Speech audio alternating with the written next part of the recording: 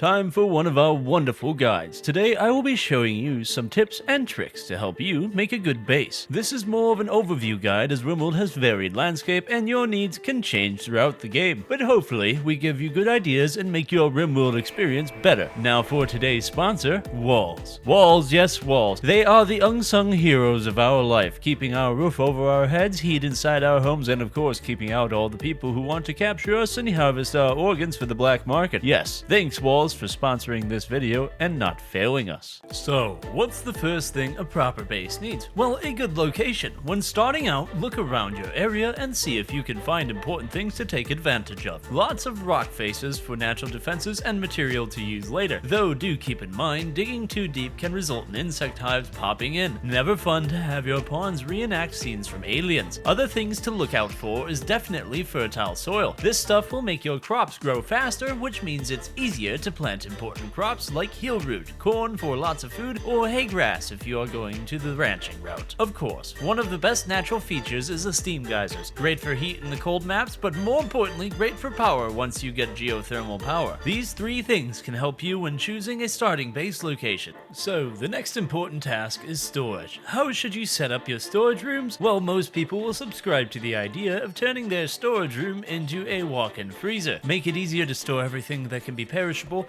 build the room central to your traffic and near any crafting spots and the kitchen. The less time a pawn has to go to pick up what they need to craft something, the better for you. Oh, and keep a light in there. Darkness makes pawns go a lot slower. By the way, early on if you can, build a nutrient paste dispenser. I've said it before and will say it again. The small mood penalty is nothing compared to the benefit of freeing up a cooking pawn and the headache of pawns getting class 8 food poisoning. Just build it into your storage room with the freezer and never have to worry about food in the early game, at least until Randy decides to solar flare you.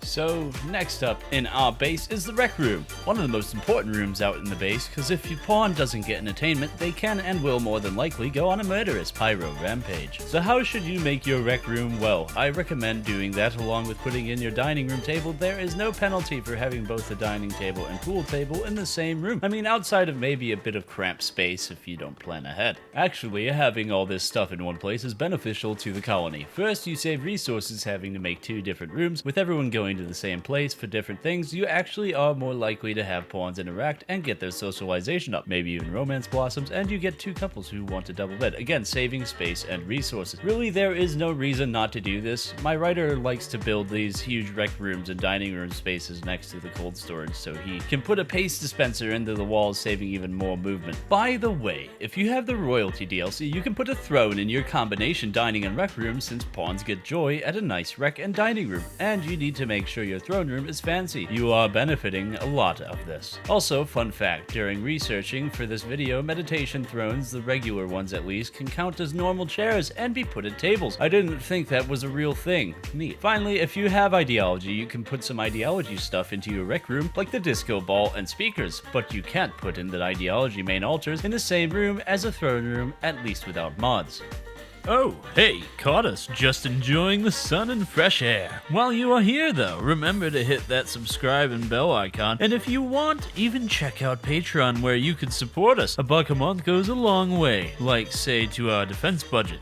Hey Brett, those salesmen are back again. So now we need to talk crops. Unless you're playing with an ideology that focuses on only meat, you will need to set up proper farms. There are many kinds of crops, and we actually had a video going over the strengths and weaknesses of which crops to grow and how. For this video, it's more about the placement. I recommend crop fields in a similar location to each other to keep pawns from having to run back and forth throughout your base. Put important crops like corn, devil strand, or heel root on fertile soil as a good tip. Separate each growing field with a small stone path. This is for 3 reasons. Number 1, it allows pawns to move through the area faster to get to places. Those precious few seconds could mean bringing a potentially good but wounded prisoner in or wounded colonist as opposed to losing the body. Number 2, fire. If a dry thunderstorm happens, you don't want flames to spread all over your crops. Having the fire break can give you a major break. Number 3, blight. Like fire, you don't want your crops all bunched together, not unless you want to watch as Randy laughs at your entire field of devil strand, heel roots, smokables, and corn die in front of your very eyes. Single wide paths are nice, but if you can spare the space to make them 2 tiles wide, that would be perfect for this sort of thing. Plus, it makes your base look a little more fancy. If you have the resources and power, hydroponics can be your best friend. A nice greenhouse inside the base where raiders, wild animals, toxic fallout, and door-to-door salesmen can't get to. And if you look on screen, you should see how to make the best hydroponics bay that only requires 1 sun lamp. Do note this might take a bit of planning on your part, but if you can pull it off, you are set for life in case of toxic fallout.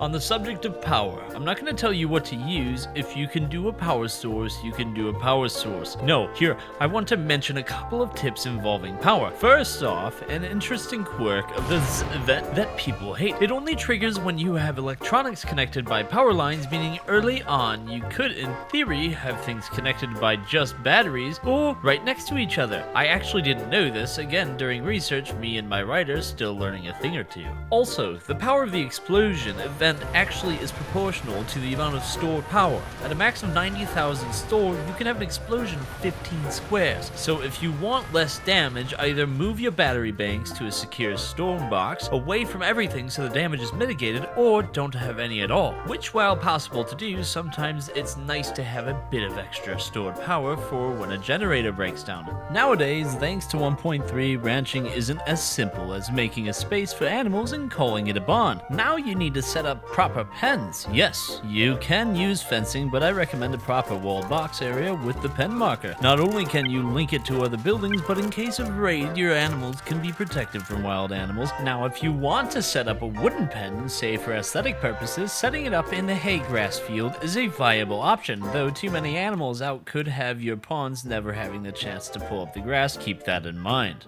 An important addition to any good base is the hospital. I don't think I need to explain the best material for a hospital is sterile tiles, but starting out, steel tiles do give a cleanliness buff. But if you need something in a pinch, straw matting is a surprisingly alright choice, as it reduces filth buildup. But generally, you want your hospital close to the action near your entrance so pawns who need quick medical attention can get it, have a shelf with medicine nearby, proper light to have surgeons do their job faster. Oh, and if you can swing it, a TV facing the hospital beds, because pawns actually can watch TV while they are in hospital beds. Give them a chance to not go crazy from the lack of entertainment. By the way, if you have some extra art lying around, maybe throw it in there. Pawns like a beautiful hospital after all. So what about beds? Well, you don't want your pawns sleeping on the floor. Good way to start a riot. Early on, you more than likely are going to set up a barracks. It's not a bad idea in the early game, but as barracks can never give a pawn a mood buff, only debuff, it's best you start on building rooms. Now, I know we are talking vanilla only, but having the blueprint mod for this will make your life a little easier. If not, well, just pay attention. I recommend building rooms uniformly if you can. A simple bedroom with a dresser stand, a double bed anyways, in case of romance, plus room for a heater, and maybe an art statue or planter's pot. After that, just repeat that setup whenever you need a new room. They don't all have to be in the same local area, but hey, it helps. The blueprint mod just helps in duplicating the same room, but you don't need it if you follow the same.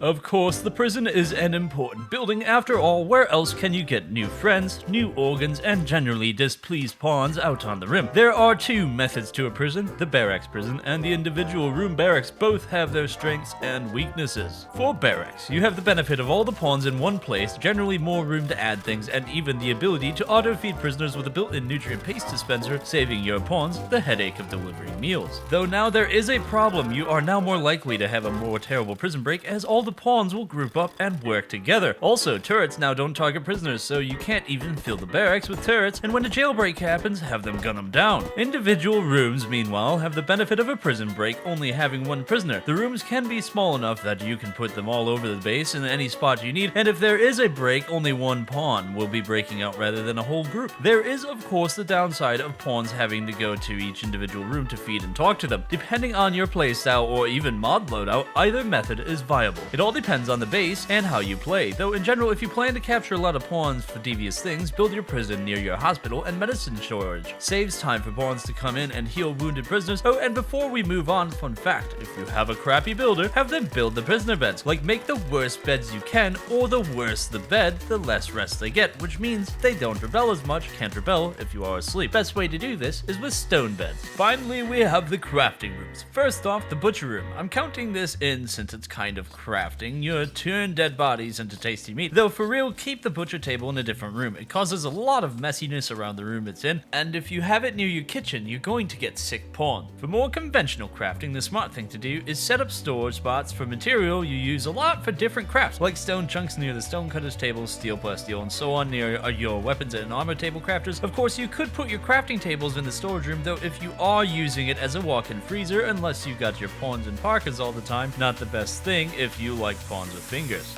Now the last thing to point out is defenses. We actually did an overview of kill boxes and defenses in a previous video if you want to check it out here. But there is an important lesson in base building. When you get the chance, use stone as your material, because if everything is made of wood, well, you don't want things to go up in flames and ruin your day.